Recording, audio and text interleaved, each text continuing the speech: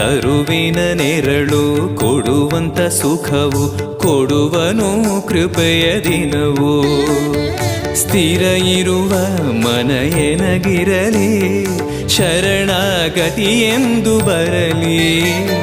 ಭಗವಂತನ ಪ್ರಿಯ ಮಗನಿವನ ಸಾರಿ ಬದುಕು ಇರಲಿ.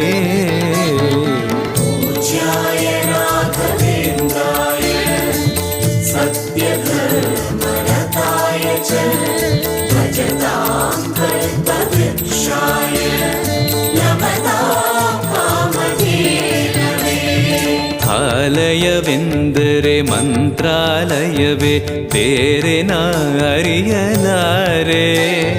ರಾಜನು ಎಂದರೆ ಶ್ರೀ ಗುರುರಾಜನೇ ಮತ್ತು ನಾ ತಿಳಿಯಲಾರೆ.